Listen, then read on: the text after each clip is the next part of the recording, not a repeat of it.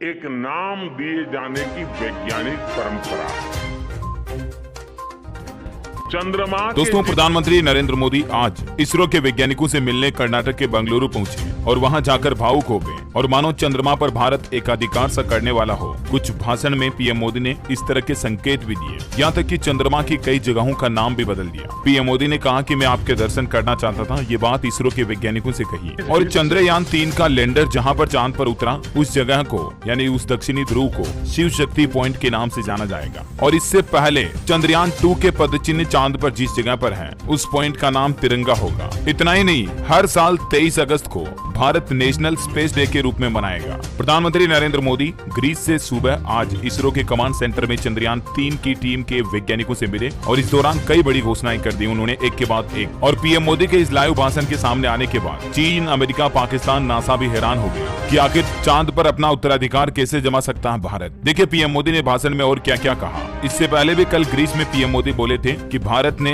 रक्षाबंधन पर चांद पर राखी भेज दी है। चंदा मामा को इस बार की राखी बंध गई है। और पीएम मोदी ने चांद से जुड़े 3 नामकरण भी कर दिए। चंद्रयान 3 का लैंडिंग पॉइंट अब शिव शक्ति पॉइंट कहलाएगा। चंद्रयान 2 का क्रैश पॉइंट अब तिरंगा पॉइंट कहलाएगा। और हर साल 23 अगस्त को नेशनल स्पेस डे के रूप में मनाया जाएगा। पीएम मोदी आज सुबह सुबह तकरीबन 7:30 बजे इसरो कमांड सेंटर पहुंचे और 45 मिनट लगातार भाषण दिया। इस दौरान प्रधानमंत्री भावुक भी हो गए। उन्होंने इसरो के वैज्ञानिकों से कहा कि मैं आपको सैल्यूट करना चाहता हूँ। सैल्यूट आपके परिश्रम को, आपके धैर्य को, आपकी लगन को, और सैल्यूट आपकी जीवटता को, आपके जज्बे को। पीएम मोदी ने बड़ा हौसला बढ़ाया इसरो के वैज्ञानिकों का और कांग्रेचुलेशन, बधाइयां दी। पीएम ने कहा कि आप देश को जिस ऊंचाई पर लेकर गए हैं, ये कोई साधारण सफलता नहीं है। अनंत अंतरिक्ष में भारत के वैज्ञानिकों के सामर्थ्य का शंखनाद है। India is on the moon, we have our nation pride placed on moon. हम वहां पहुंचे जहां दुनिया का कोई देश नहीं पहुंच पाया। चांद के दक्षिणी ध्रुव पर, साउथ पोल पर पहली बार भारत ने अपने कदम रखकर हिंदुस्तान का नाम इतिहास में अपने पन्नों में दर्ज करा दिया। पीएम मोदी ने कहा कि मेरी आंखों के सामने 23 अगस्त का वो दिन,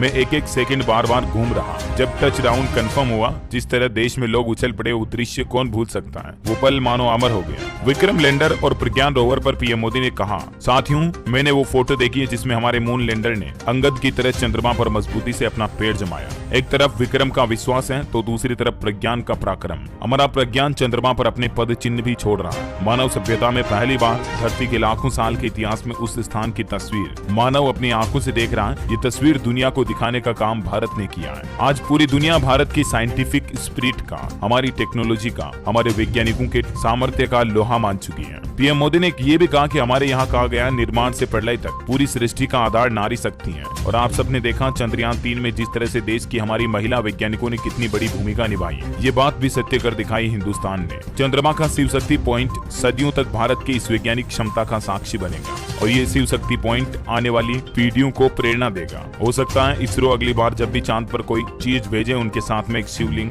या भगवान शिव शंकर भोलेनाथ की प्रतिमा भी भेज दे। खैर, अभी भारत की स्पेस इंडस्ट्री काफी बड़ी हो चुकी है और भारत की मून इकोनॉमी के आंकड़े भी मैंने आपको बताए थे, किस तरह से दुनिया में दबदबा बना रहा अपना हिंदुस्तान। अभी रूस और चाइना भी पीछे हो चुके हैं भारत की अंतरिक्ष पावर और अंतरिक्ष इकोनॉमी की आगे। ये हम सभी हिंदुस्तानियों के लिए बड़े गर्व की और गौरव की बात है। और इतना ही नहीं, आपको पता होगा चंद्रयान 3 की सफलता के बाद चंद्रयान 3 से जुड़ी प्रत्यक्ष और अप्रत्यक्ष कंपनियों की स्टॉक मार्केट में कितनी बढ़ोतरी हुई। मार्केट 30,000 करोड़ से भी ज्यादा का उछला। ये साफ साफ जाहिर करता है कि देश ने कितना बड़ा काम कर दिखाया है। क्या राय है आपकी इस पर, मुझे कमेंट करके बताइए और इस वीडियो को लाइक और शेयर करना